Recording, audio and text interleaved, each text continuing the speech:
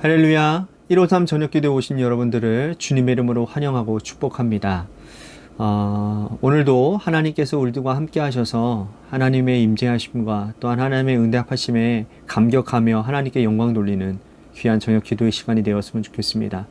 오늘 이 시간 하나님께서 우리들에게 주신 말씀 보도록 합니다. 베드로전서 2장 1절에서 2절 말씀까지 우리 같이 한 목소리로 다 함께 봉독하도록 하겠습니다. 시작. 그러므로 모든 악독과 모든 기만과 외식과 시기와 모든 비방하는 말을 버리고 갓난 아기들 같이 순전하고 신령한 젖을 사모하라. 이는 그로 말미암아 너희로 구원에 이르도록 자라나게 하려 함이라. 아멘.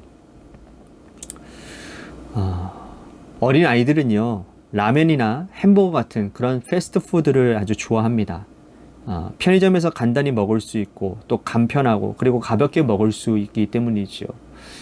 어느 날 하소미가 학원을 끝나고 오는데 양손 가득 뭔가를 들고 오는 겁니다.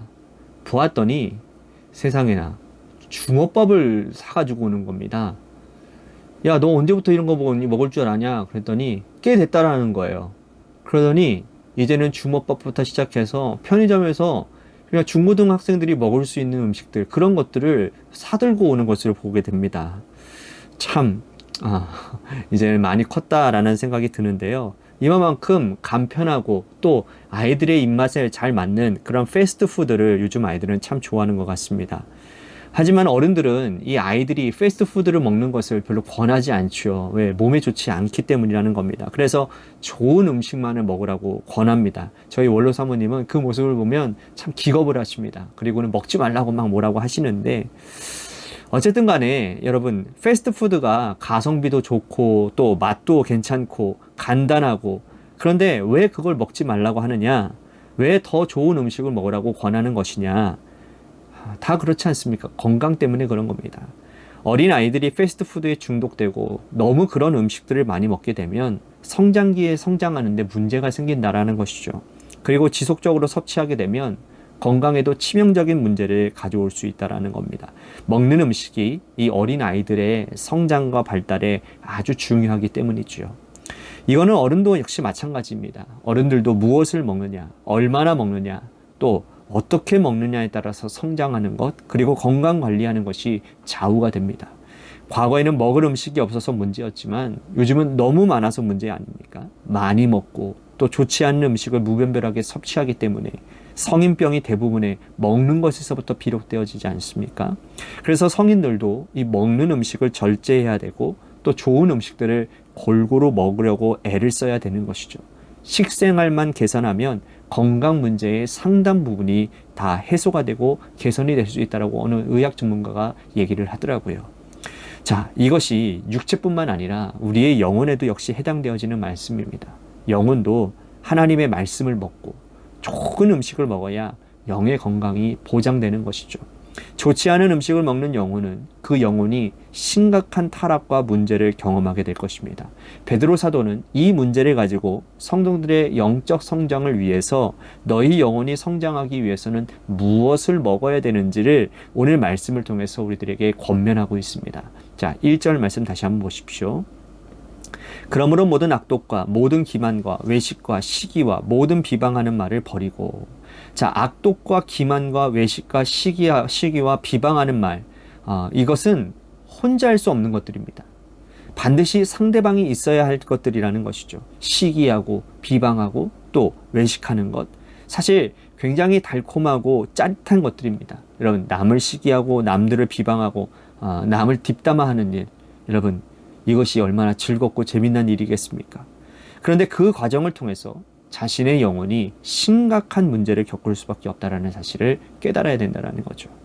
그러한 과정은 짜릿하고 즐거우나, 그러나 돌아와서 생각해보면 참 허무하고 공허하기 이를 데가 없다는 겁니다. 내가 과연 무엇을 하고 살았나? 내 입으로 누군가를 비방하고 누군가를 원망하느라 내 영적 성장을 위해서 어떤 일을 도모했는가?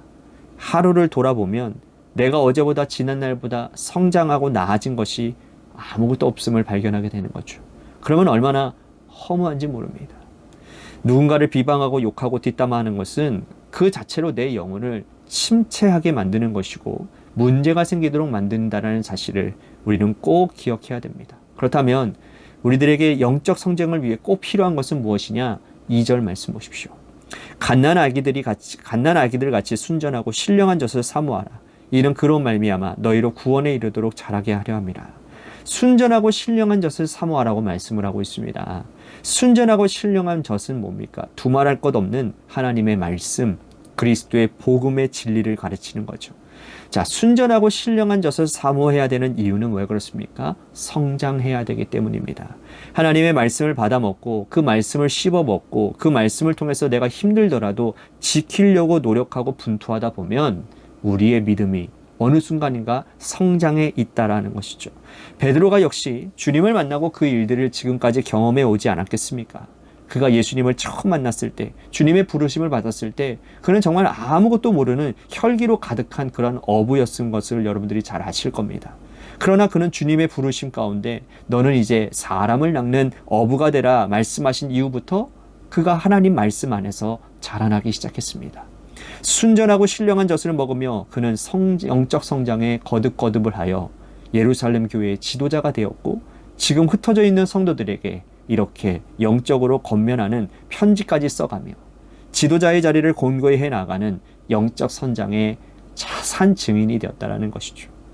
말씀이 없었다면, 예수님의 진리의 말씀이 없었다면 그는 순전하고 신령한 젖을 먹지 못했고 성장하고 자라지 못했을 거라는 겁니다. 자, 베드로는 이어서 말씀합니다. 성장의 목표가 어디까지 자라야 되는 것인가? 5절 말씀 보겠습니다.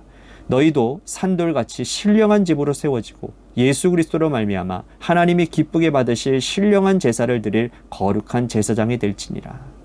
성장하되 거룩한 제사장이 되도록 성장하라고 말씀을 합니다. 사실 제사장은 혈통상 레인이 될 수 있는 것입니다. 그런데 베드로가 거룩한 제사장이 되도록 성장하라 라고 하는 이 말씀의 뜻은 과연 무슨 말씀이냐?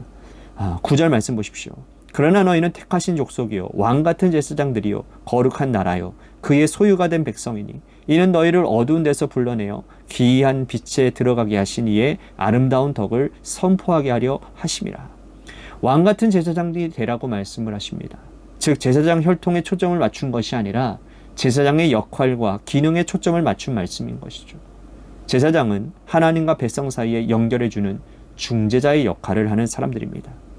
우리가 믿음을 가지고 하나님의 말씀인 순전하고 신령한 젖을 먹고 성장하고 자라게 되면 영적으로 성장하는 자는 믿음이 어린 자들을 하나님과 중추적으로 연결해주는 그런 중재자가 될 수 있다는 뜻입니다. 이것은 베드로가 자신을 가리켜서 말씀하고 있는 것이죠.